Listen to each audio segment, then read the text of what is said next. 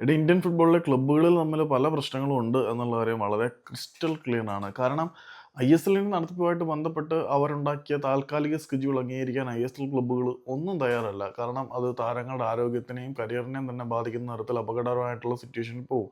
ഇതിനിടയിൽ second division ലീഗായിട്ട് കണക്കാക്കപ്പെടുന്ന നേരത്തെ ഇന്ത്യയിലെ ടോപ്പ് ഡിവിഷൻ ലീഗായിരുന്ന ഐ ലീഗിന്റെ കാര്യത്തിലാണ് ഏറ്റവും പ്രധാനപ്പെട്ട പ്രശ്നം. ഐ ലീഗിൽ ചില ക്ലബ്ബുകൾ എസ്പെഷ്യലി പറയുകയാണെങ്കിൽ ശ്രീനിധി ഡക്കാൻ FC വിദേശ താരങ്ങളെ ഉൾപ്പെടെ സൈൻ ചെയ്ത് തങ്ങളുടെ പ്രീ സീസൺ ട്രെയിനിങ് വളരെ നല്ല രീതിയിൽ കൊണ്ടുപോയിക്കൊണ്ടിരിക്കുകയാണ്. അവർ കഴിഞ്ഞ ദിവസവും താരങ്ങൾക്ക് വേണ്ടിയുള്ള തെരച്ചിലിലാണ്. അത്യാവശ്യം സ്കൗട്ടിങ്ങും സൈനിങ്ങും ഫ്രീ ഏജന്റ് ആയിട്ടുള്ള താരങ്ങളുടെ കാര്യത്തിൽ നടത്തിക്കൊണ്ടിരിക്കുകയാണ്.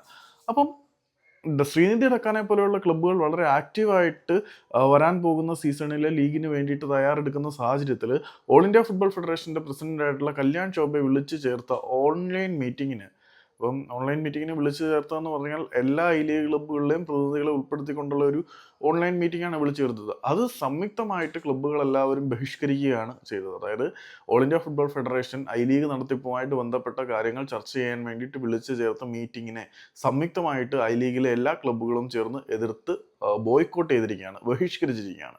അപ്പം എന്താണ് ഇതിൻ്റെ പർപ്പസ് എന്നറിയില്ല. അവർ കൃത്യമായിട്ട് തങ്ങളുടെ നിസ്സഹകരണം പ്രഖ്യാപിച്ചിരിക്കുകയാണ്. പക്ഷേ ഇതിനകത്തുള്ള സാധനം ഇവർ നടത്തുന്ന ഓൺലൈൻ മീറ്റിങ്ങുകളുടെ റെസൊല്യൂഷൻ കൊണ്ടും മിനിറ്റ്സ് കൊണ്ടും ചാർട്ട് കൊണ്ടും കാര്യമായിട്ടൊന്നും നടപ്പിലാക്കാത്തത് കൊണ്ടായിരിക്കാം. ഒരുപാട് തവണ മീറ്റിങ്ങുകൾ നടത്തിയിട്ടുണ്ടായിരിക്കാം. പക്ഷെ അതിൻ്റെ ഒന്നും ഔട്ട്പുട്ട് വരാത്തത് കൊണ്ട് തന്നെ ആയിരിക്കാം ഈ ഐ ലീഗ് ക്ലബ്ബുകൾ മീറ്റിംഗ് ബഹിഷ്കരിച്ചത് എന്ന് വ്യക്തമാകുന്നുണ്ട്. വീണ്ടും ഒന്നുകൂടി പറഞ്ഞാൽ കല്യാൺ ചൗബെ ഒരിക്കൽ കൂടി കോമാളിയായി. I league ക്ലബ്ബുകളും പുച്ഛിച്ചു.